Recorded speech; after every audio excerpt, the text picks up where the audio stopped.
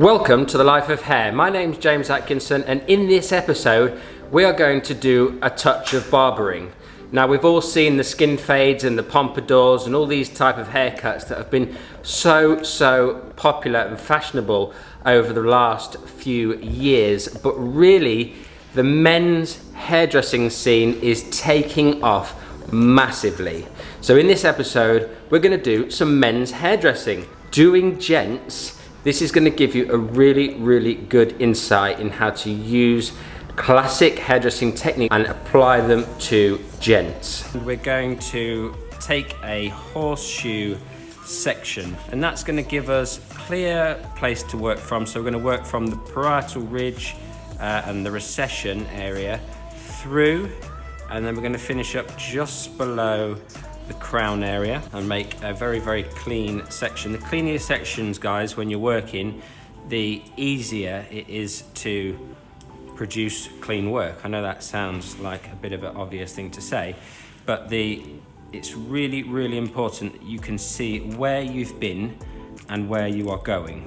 We're going to cut the sides using a square layer. I'm going to start in the sides, okay? Now, I like to start my haircuts in the sides. It's really important that we can get a gauge of what the client thinks quite early on. So I'll probably cut 2 or 3 sections generally. Then I will try and confirm with the client that they're comfortable or if they'd like to go shorter. In a salon environment, this saves a lot of time because then you don't have to recut the hair once you've cut quite a few sections. Sometimes they'll say, I don't know, and obviously you have to use your professional judgment and carry on.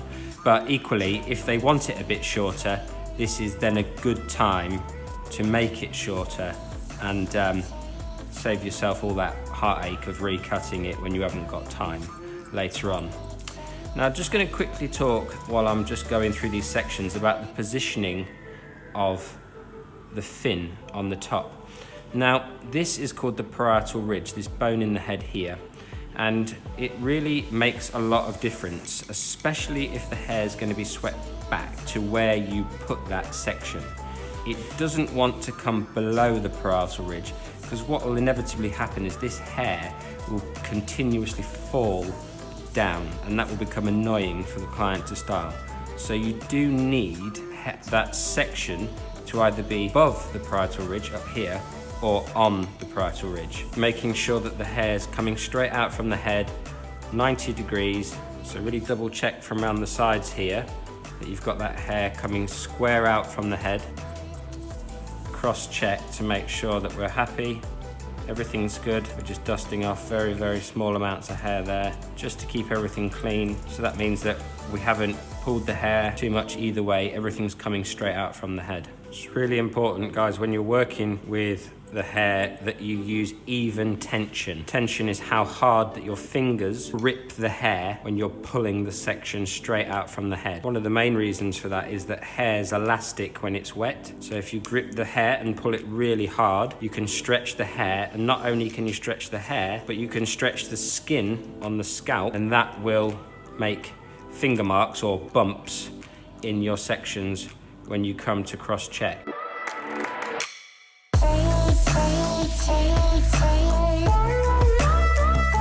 So I've cut 2 sections on this right hand side now. Now, some people say to me when they watch me do this, they say, how do you know that the right hand side and the left hand side are the same lengths? Well, what I do is I make an assessment of the hair before I start, and I work out if the hair or the left side is initially longer before I start cutting, and if it isn't longer, then all I do is I remember how much hair I cut off the first side, and I then replicate that on the second side. I then come across and check that I have got the right length, and if I have, and I can just carry on with the rest of it. Always make sure you can see your guide. I just check for my guide underneath my section, just there.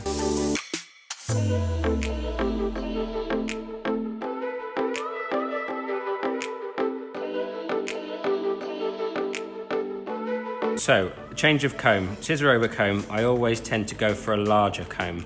My cutting comb, finer teeth, can control the tension better, but I want a soft result, and so I need a larger tooth comb for that. So start with scissor over comb. I'm going to give you some tips on scissor over comb. Always make sure that the scissors are going at twice the speed the comb is. That is a really, really good place to work from, because if the comb's going too fast and the scissors are moving too slowly, you will 100% make a line. I can move the scissors really slowly, but as long as I move the comb even slower, I won't get a line. You see how much slower I'm going now?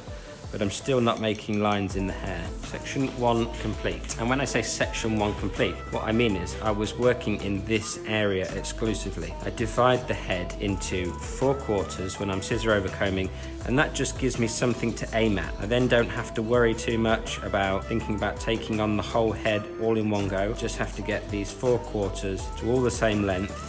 So all those loose edges that I left on previously, now you can see why I wasn't too worried about them. I'm just scissor over combing them tighter now. You know, don't cut hair into a shape that you're just going to change the shape later. You're just wasting time, you know, and when you're in the salon environment, time is precious. It can be the difference between eating a sandwich and not eating a sandwich, or, you know, running late for your next client, or whatever the reason is that you end up running late.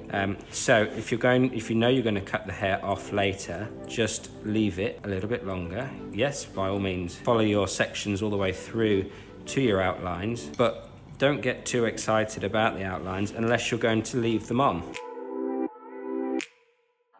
So we're changing comb again. We've gone from the thick comb, which uses scissor over combing, back to a fine cutting comb. Right then, we're going to take a center section.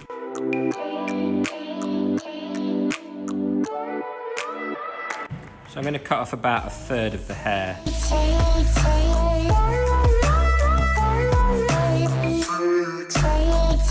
So I'm going to section off now the highest point of the head. If you put the head into a neutral position and place your comb down, it's where the comb touches on the head. So I've sectioned off from the highest point, and I'm going to use that center section as a guide, elevate the hair straight up and cut to my guide that I just previously created. Always take a piece of the last section you cut as your guide for your new section.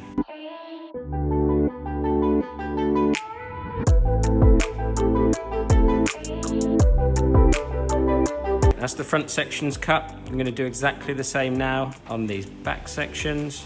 I'm just going to keep that hair traveling around the head shape.